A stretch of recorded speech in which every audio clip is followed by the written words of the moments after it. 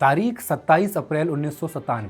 जगह गंगा की गोद में बसा पटना का सबलपुर दियारा टापू। बनारस से बुलाया गया एक नागा साधु यज्ञाहूत मंत्र पढ़ रहा था।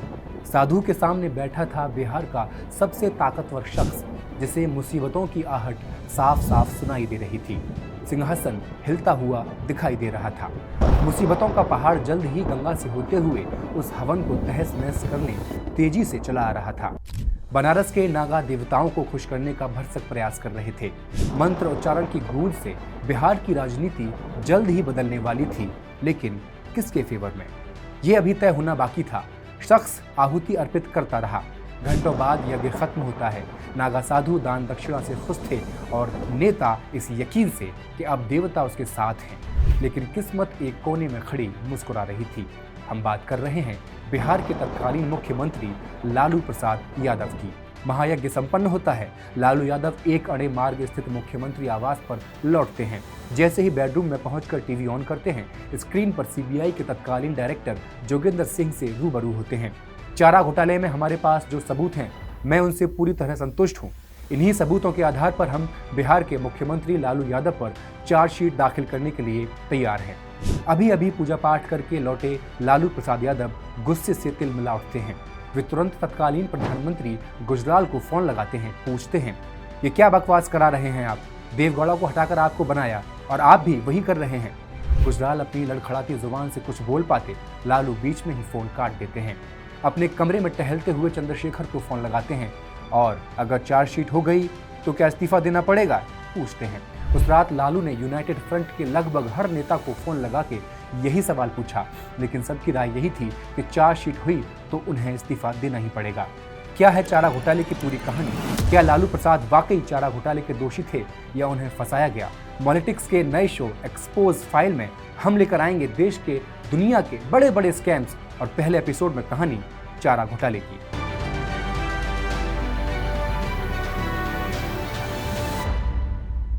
नमस्कार, मैं हेमंत और आप पॉलिटिक्स देख रहे हैं। साल 1947 देश अंग्रेजों की गुलामी से आजाद हो चुका था, लेकिन देश का दलित और पिछड़ा वर्ग अब भी सामंतवाद और वर्चस्ववाद की बेड़ियों में जकड़ा हुआ था। जल, जंगल, जमीन से लेकर नौकरियों तक हर जगह अपर कास्ट का कब्जा हुआ करता था। दलित और पिछड़ा इनके घरों खेतों में काम करने को मजबूर थे। इस जातिगत भेदभाव के बीच बिहार के गोपालगंज के फुलवरिया गांव में लालू प्रसाद यादव का जन्म हुआ। अपर और बैकवर्ड कास्ट के 250 घर वाले फुलरिया का भी हाल बिहार के दूसरों गांव जैसा ही था। हर संसाधन पर सिर्फ उच्च जाति का कब्जा हुआ करता था। इन्हीं 250 घरों में एक घर यादव समाज के कुंदन राय और मरछिया देवी का भी था, जो दूध बेचकर अपना गुजारा किया करते थे। किसी को खबर नहीं थी कि 11 जून 1948 को इनके घर जिस बच्चे का जन्म हुआ है, वो सामाजिक न्याय का मसीहा बनने जा रहा था। सवर्णों के आधिपत्य को चुनौती देने जा रहा था। दलित पिछड़ों की एक नई सियासत शुरू करने वाला था। उनके बचपन का एक किस्सा इस बात की गवाही भी देता है। लालू प्रसाद जब 6 साल के थे और घर के आंगन में ईंट के टुकड़े से स्लेट पर चित्रकारी कर रहे थे, पढ़ रहे थे, तभी वहां से एक जमींदार गुजरता है और लालू को पढ़ता लिखता देखकर उसका मजाक बनाता है और कहता है, देखा यही है कलयुग, अभी गवार का बच्चा भी पढ़ाई लिखाई करी, बैरिस्टर बनवे का। तभी उनका नाम भी रख दिया गया, गवार बैरिस्टर। लालू पढ़ने में अच्छे थे। जब वो भैंस चराने जाया करते थे तब भी अपने पास किताब रखते थे। इसी बीच 1954 में गांव आते हैं लालू के चाचा यदुनंदन राय, जो पटना के वेटरनरी कॉलेज में दूध सप्लाई का काम करते थे। लालू अपने साथ हो रहे जातिगत भेदभाव के बारे में चाचा को बताते हैं। यदुनंदन उन्हें पटना ले जाने का फैसला करते हैं और मिलर हाई स्कूल में एडमिशन करा देते हैं। जान पहचान से वह कॉलेज कैंपस में ही एक कमरा जुगाड़ लेते हैं और लालू यादव के साथ वहीं रहने लग जाते हैं। स्कूलिंग पूरी कर लालू यादव 1966 में पटना यूनिवर्सिटी के बीएन कॉलेज में एडमिशन ले लेते हैं। बीएन कॉलेज उस समय सियासत का गढ़ हुआ करता था और यही वो पल था जो लालू यादव के जीवन का टर्निंग पॉइंट भी था। एडमिशन लेते ही लालू यादव स्टूडेंट पॉलिटिक्स में सक्रिय हो जाते हैं। उनकी बोलने की शैली ऐसी थी जिससे हर आदमी कनेक्ट करता था, स्पेशली पिछड़ा वर्ग और दलित। उनकी डिबेट्स और नुक्कड़ सभाओं में भारी भीड़ उमड़ा करती थी। 1969 में लालू छात्र संघ चुनाव में जनरल सेक्रेटरी के लिए खड़े होते हैं, जीत जाते हैं। 1970 में वो प्रेसिडेंट पोस्ट के लिए भी खड़े किए जाते हैं, लेकिन इस बार उनको हार का सामना करना पड़ता है। इन सब के बीच लालू ने बीए पॉलिटिकल साइंस की डिग्री पूरी कर ली तो चाचा यदुनंदन ने पटना वेटरनरी कॉलेज में उनकी क्लर्क की नौकरी लगवा दी। 3 साल बाद 1973 में लालू की 14 साल की राबड़ी देवी से शादी हो गई और इसी साल उनके उस पॉलिटिकल करियर की शुरुआत हुई जो उन्हें मुख्यमंत्री और रेल मंत्री के पद पर पहुंचाने वाला था। फिर आया पटना कॉलेज का छात्र संघ चुनाव। कांग्रेस की स्टूडेंट यूनियन के खिलाफ दूसरे सभी यूनियन लगभग एक साथ लड़ रहे थे, लेकिन उनके पास कमी थी एक करिश्माई लीडर की। एबीवीपी के सुशील मोदी लालू यादव से मिलते हैं और इलेक्शन लड़ने को कहते हैं, लेकिन लालू अब पटना यूनिवर्सिटी के स्टूडेंट नहीं थे। ऐसे में लालू यादव पटना यूनिवर्सिटी से एलएलबी में एडमिशन लेते हैं और इलेक्शन की तैयारी में लग जाते हैं। लालू इस इलेक्शन में अपना सब कुछ झोंक देते हैं और इलेक्शन जीतकर प्रेसिडेंट भी बना दिए जाते हैं। साल भर बाद 1974 में जयप्रकाश नारायण इंदिरा गांधी के खिलाफ आंदोलन शुरू करते हैं। लालू भी इस आंदोलन में भाग लेते हैं, छात्रों को आंदोलन के लिए मोबिलाइज करते हैं। कुछ ही समय में आंदोलन का अहम हिस्सा भी बन जाते हैं। 1975 में जब इंदिरा गांधी इमरजेंसी लगाती हैं तो लालू यादव को भी मीसा एक्ट लगाकर जेल में डाल दिया जाता है, जिसके विरोध में वो अपनी बड़ी बेटी का नाम मीसा रख देते हैं। इमरजेंसी खत्म होती है, चुनाव होता है, जनता पार्टी की सरकार बनती है। लालू यादव भी जनता पार्टी के टिकट पर सांसदी का चुनाव जीतकर संसद पहुंच जाते हैं, लेकिन आपसी मतभेद के चलते जनता पार्टी कई टुकड़ों में बंट जाती है। 1980 में बिहार विधानसभा का चुनाव होता है। जनता दल टूटकर बनी लोक दल बिहार नाम की एक पार्टी से लालू यादव विधायकी का चुनाव जीत जाते हैं। विधायक बनने के बाद लालू विधायक आवास में रहने की जगह वेटरनरी कॉलेज में ही रहते हैं। इसी दौरान कॉलेज कैंपस में एक ऐसा शख्स रहता था जिसका नाम था आर.के. राणा। राणा पहले मेडिकल रिप्रेजेंटेटिव था और किसी वजह से अपनी नौकरी खो चुका था। बाद में उसने डॉक्टर की डिग्री हासिल की और डॉक्टर बनकर हस्बेंड्री डिपार्टमेंट में काम करने लगा। एक ही कैंपस में रहने के कारण राणा और लालू की दोस्ती हो गई थी। राणा ने लालू यादव को हस्बेंड्री डिपार्टमेंट पटना शाखा के निदेशक डॉक्टर रामराज राम और रांची के निदेशक डॉक्टर श्याम बिहारी सिन्हा से मिलवाया। दोनों एनिमल हस्बेंड्री डिपार्टमेंट के लूप होल से अच्छी तरह वाकिफ थे और डिपार्टमेंट का पैसा लूटने में लगे हुए थे। ये लोग क्या करते थे कि पशुओं के चारे, दवाओं और उपकरणों की खरीद के नाम पर फर्जी बिल बनाते, गलत तरीके से पैसा निकालकर अपनी जेब भर लिया करते थे और ये काम लालू यादव के कांटेक्ट में आने से बहुत पहले से हो रहा था। 1970 के दशक में ही ये काम चल रहा था। पहले ये सब छोटे स्तर पर होता था, लेकिन धीरे धीरे इसमें अफसरों, सप्लायर्स और नेताओं की मिलीभगत बढ़ती चली गई। तत्कालीन मुख्यमंत्री जगन्नाथ मिश्र पर भी इस घोटाले में शामिल लोगों की जानकारी होने का आरोप लगा। सरकारी खजाने से पशुओं के चारे, दवाओं और उपकरणों के नाम पर पैसा निकाला जाता, जबकि असल में ये चीजें कभी खरीदी ही नहीं जाती थी।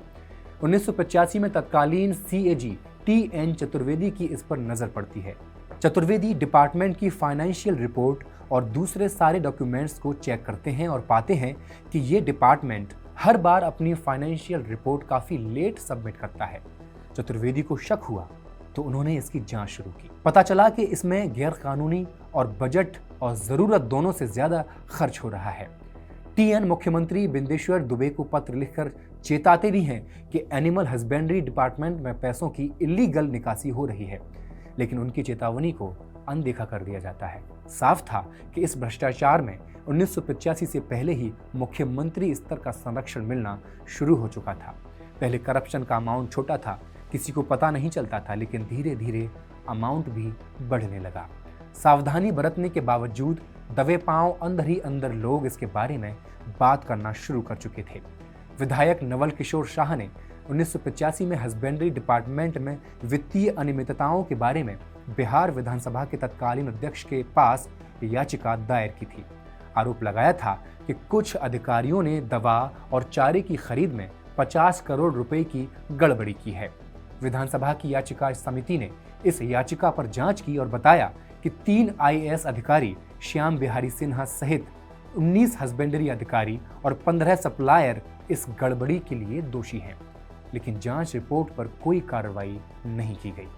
1987 में इस हेराफेरी को विधायक रामेश्वर पासवान फिर से उठाते हैं। उन्होंने मुख्यमंत्री बिंदेश्वर दुबे को पत्र लिखा, एक एक चीज बताई कि कैसे एनिमल हस्बेंड्री डिपार्टमेंट में घपला चल रहा है, घोटाला हो रहा है।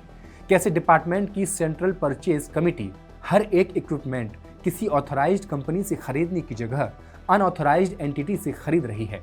लेकिन यहां भी बात दबाने की कोशिश की गई, बात दबती नहीं। लेकिन अपोजिशन सरकार से सफाई मांगने लगता है, विधानसभा में डिस्कशन की मांग करता है ताकि सच्चाई सामने आ सके।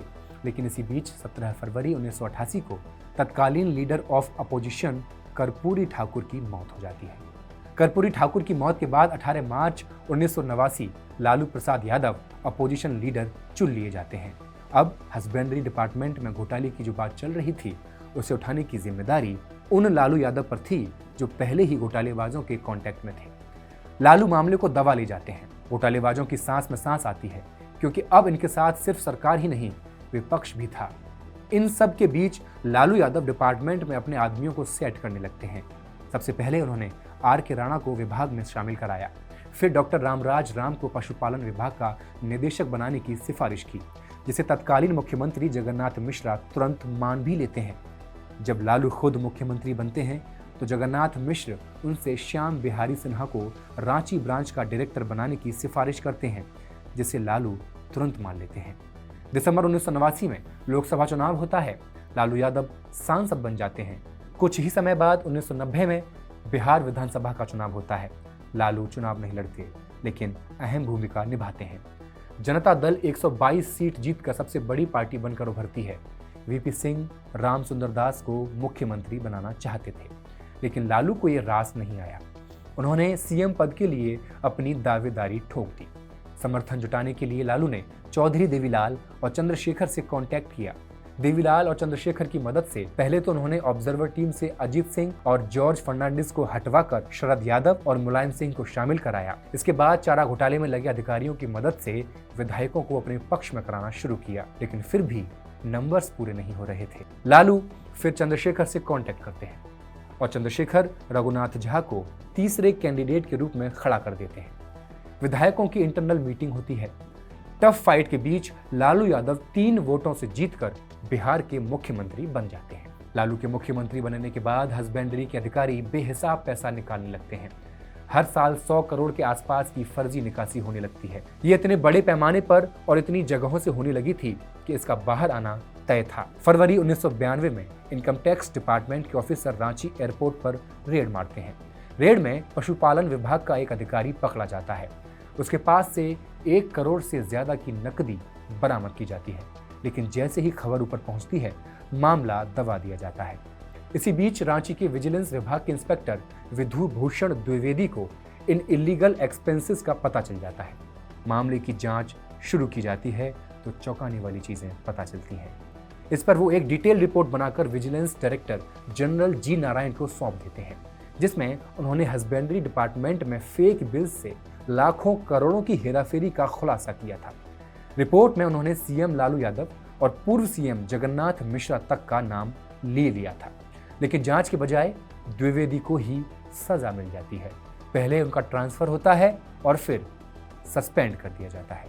उसके बाद 1993 में इनकम टैक्स के ऑफिशियल्स 80 हस्बेंड्री अधिकारी और सप्लायर्स के ठिकानों पर रेड मारते हैं, जो हस्बेंड्री डिपार्टमेंट से इलीगल तरीके से 25 करोड़ से भी ज्यादा की संपत्ति जमा कर चुके थे।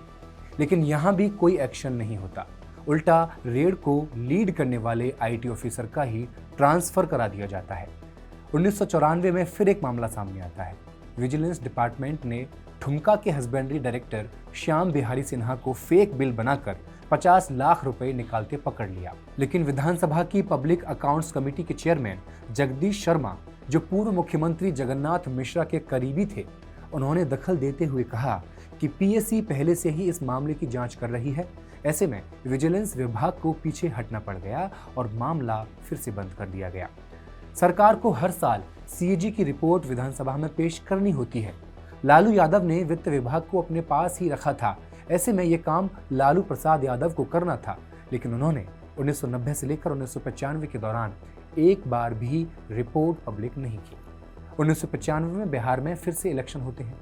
लालू इस बार अपने दम पर मुख्यमंत्री बन जाते हैं, लेकिन अगले ही साल दिक्कत शुरू हो जाती है। 1996 तक बिहार सरकार के एक्सपेंसेस हद से ज्यादा बढ़ जाते हैं। हालात ये हो जाते हैं कि कर्मचारियों को सैलरी देने के पैसे तक नहीं बचते। लोग सैलरी की पिटीशन लेकर हाईकोर्ट पहुंचने लगते हैं। दबाव बढ़ने के कारण सभी डिपार्टमेंट्स पर फंड निकालने पर बैन लगा दिया जाता है। लेकिन यहाँ दिलचस्प बात यह है कि हस्बेंड्री डिपार्टमेंट पर कोई रोक नहीं लगती। वहां अब भी धड़ल्ले से फेक बिल्स के जरिए पैसे निकाले जा रहे थे। हालात से निपटने के लिए 27 जुलाई 1995 को वीएस दुबे को फाइनेंस कमिश्नर बना दिया जाता है। उस समय ट्रेजरी में बिल्कुल भी पैसा नहीं बचा था। दुबे विभागीय समीक्षा के बाद सेंट्रल गवर्नमेंट के पास गए और काफी सिफारिश करने के बाद सेंट्रल टैक्स में बिहार का अगस्त का हिस्सा जुलाई महीने में ले पाए। उस समय ये अमाउंट था 315 करोड़। इस तरह सैलरी का इश्यू तो सॉल्व हो गया, लेकिन विभागों को चलाने के लिए और पैसा चाहिए था। इसी दौरान अकाउंटेंट जनरल ऑफिस और सीएजी की तरफ से भी दबाव बढ़ता जा रहा था कि सेंट्रल गवर्नमेंट हर साल बिहार को इतना पैसा जारी करती है, तो आखिर वो पैसा कहाँ जा रहा है। दुबे हर डिपार्टमेंट का रिव्यू करना शुरू करते हैं। 3 साल का रिव्यू करने पर पता चलता है कि यहाँ तो बहुत भारी गड़बड़ चल रही है। 60 करोड़ की जगह 120 करोड़ तो 90 की जगह 150 करोड़ किया गया है। वीएस दुबे ने हस्बेंड्री डिपार्टमेंट पर नजर रखना शुरू किया। विभागीय स्टेटमेंट देखा तो पता चला कि डिपार्टमेंट ने सितंबर में ही अपने 92 करोड़ के बजट की जगह 126 करोड़ खर्च कर दिया था। अगस्त तक 92 करोड़ के अंदर ही खर्च था। एक महीने में ही 30 करोड़ खर्च कर दिया गया। ये सिर चकराने वाला था। वीएस दुबे ने डीसी डीएम को फैक्स भेजकर जांच के निर्देश दिए। पता चला कि रांची चाईबासा में भारी गड़बड़ी है। पटना से एक स्पेशल ऑफिसर फूल सिंह को भेजा। जांच के बाद 2 बोरे में फर्जी वाउचर पटना मंगवाए। वीएस दुबे ने डिटेल रिपोर्ट बनाकर मुख्य सचिव एके बसाक को सौंप दी, जिसमें हस्बेंड्री डिपार्टमेंट की सैलरी छोड़कर सारी निकासी रोकने, अधिकारियों को हटाने, ट्रेजरी पर रेड की रिकमेंडेशन, सारी बातें थी। लेकिन इसी दौरान सरयू राय और सुशील मोदी जैसे कई नेताओं ने लालू यादव पर चारा घोटाले का आरोप लगाते हुए एनिमल हस्बेंड्री के खर्चों की सीबीआई जांच कराने के लिए पटना हाई कोर्ट में पीआईएल दाखिल कर दी। इधर वीएस दुबे के निर्देश पर रांची के डीसी राजकुमार और चाईबासा के डीसी अमित खरे रेड डालना शुरू कर देते हैं। खरे 27 जनवरी 1996 को रेड डालना शुरू करते हैं। खरे दुबे को फोन पर कहते हैं, ये तो तिलिस्म का दरवाजा है सर। खरे जैसे ही रेड मारना शुरू करते हैं, हस्बेंड्री के अधिकारी फाइलों को जलाना और नष्ट करना शुरू कर देते हैं। उसके बाद भी काफ़ी सारी फाइलें, वाउचर, बैंक ड्राफ्ट्स, वेंडर कंपनियों के फेक सील्स पकड़े जाते हैं।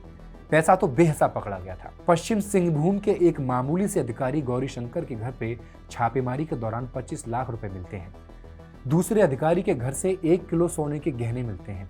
जैसे जैसे छापेमारी बढ़ती गई, बिहार सरकार के अधिकारी बिना छुट्टी ऑफिस से गायब होने लगे। हस्बेंड्री डिपार्टमेंट और उससे जुड़े ऑफिस में सन्नाटा पसर गया।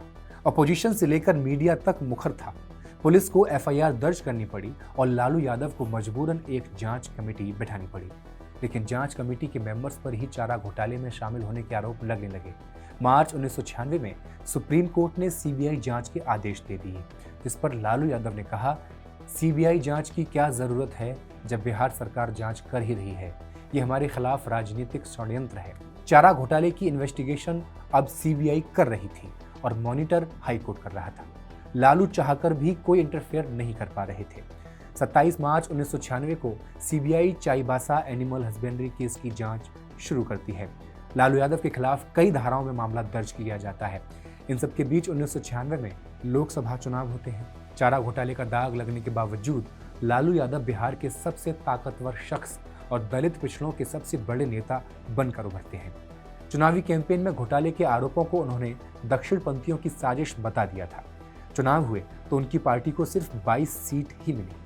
देवेगौड़ा के नेतृत्व में संयुक्त मोर्चा की सरकार बनी, लेकिन ये लालू के सपोर्ट के बिना नहीं चल सकती थी। ऐसे में जब सीबीआई की जांच शुरू हुई तो लालू ने समर्थन वापसी की धमकी देकर जांच बदलवाने की कोशिश की, लेकिन देवेगौड़ा ने कहा कि जांच भले सीबीआई कर रही है, लेकिन उसकी निगरानी कोर्ट कर रहा है और हम इसमें कुछ नहीं कर सकते। लालू ने देवेगौड़ा के साथ इस पर तीखी बहस की, लेकिन देवेगौड़ा पीछे नहीं हटे। लेकिन जब देवेगौड़ा की सरकार गिर गई तो प्रधानमंत्री बने इंद्र कुमार गुजराल, जिन्हें लालू यादव ही राज्यसभा लेकर आए थे। लालू के विधायकों ने ही उन्हें राज्यसभा पहुंचाया था। केंद्र में सियासी उठापटक जारी थी कि 27 अप्रैल 1997 सीबीआई डायरेक्टर जोगेंद्र सिंह ने मीडिया में एक बयान दिया। जोगेंद्र सिंह ने कहा, चारा घोटाले में हमारे पास जो सबूत हैं उनसे मैं संतुष्ट हूँ। हमारे पास जो उपलब्ध हैं सबूत, उनके आधार पर हम बिहार के मुख्यमंत्री लालू यादव पर चार्जशीट दायर करने के लिए तैयार हैं। जोगेंद्र सिंह का यह बयान सुनकर लालू यादव आग बबूला हो उठे।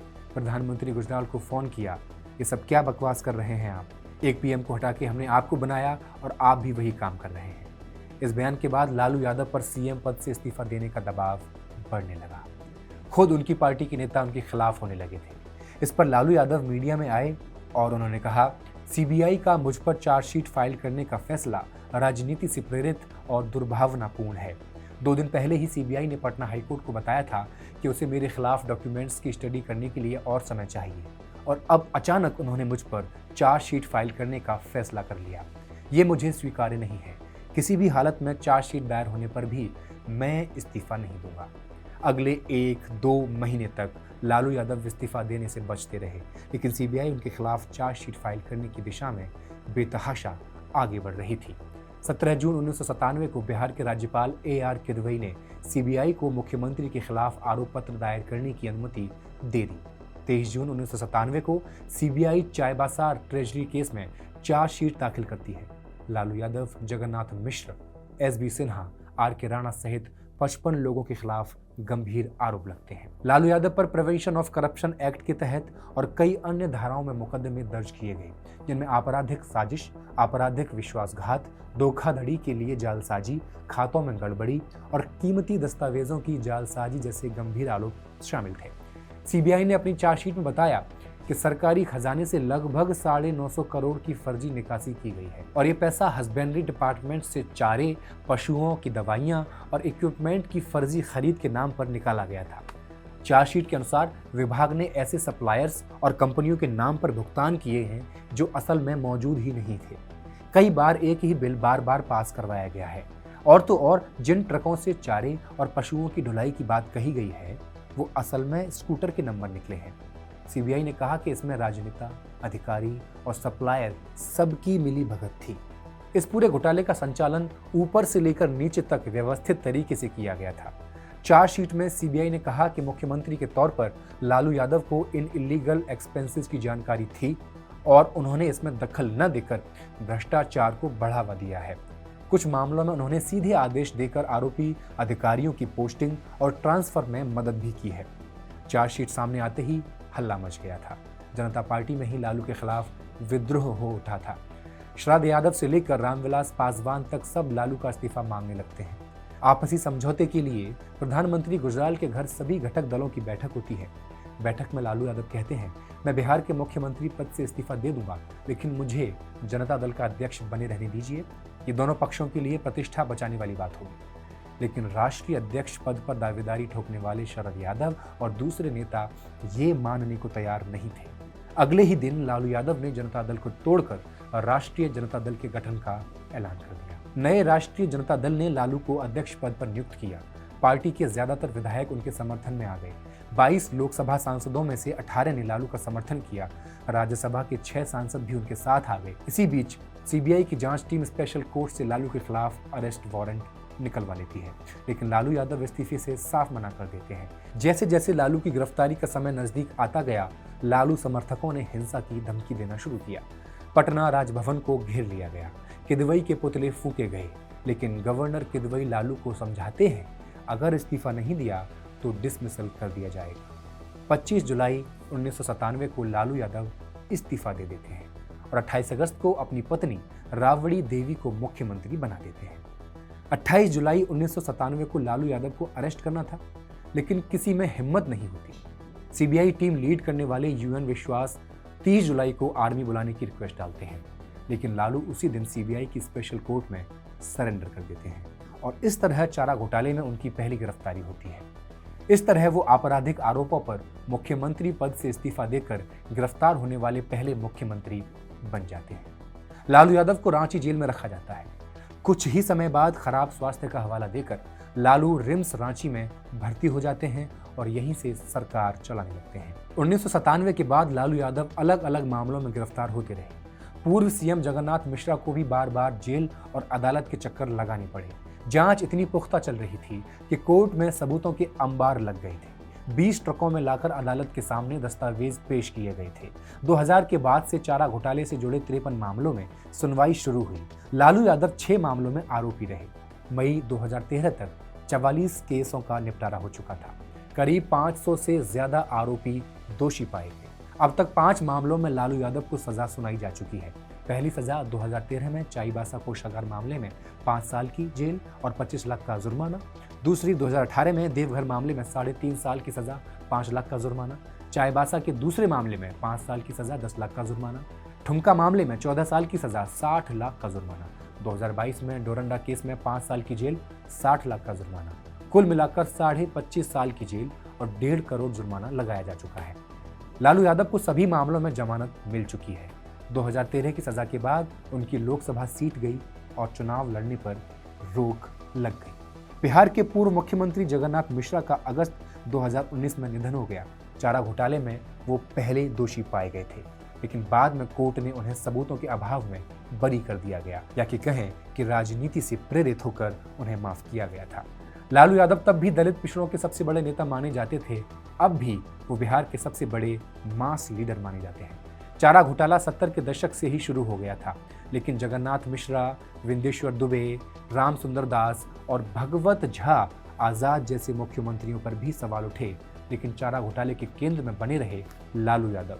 चारा घोटाले ने उनकी इमेज पर ऐसा धब्बा लगाया कि 20 साल बीत जाने के बाद भी राजद वापसी नहीं कर पाई। तो ये थी कहानी पूरी चारा घोटाले की। एक्सपोज फाइल का ये पहला एपिसोड आपको कैसा लगा, हमें कमेंट सेक्शन में लिखकर ज़रूर बताएं और मॉलिटिक्स को सब्सक्राइब करना ना भूलें। बहुत बहुत धन्यवाद।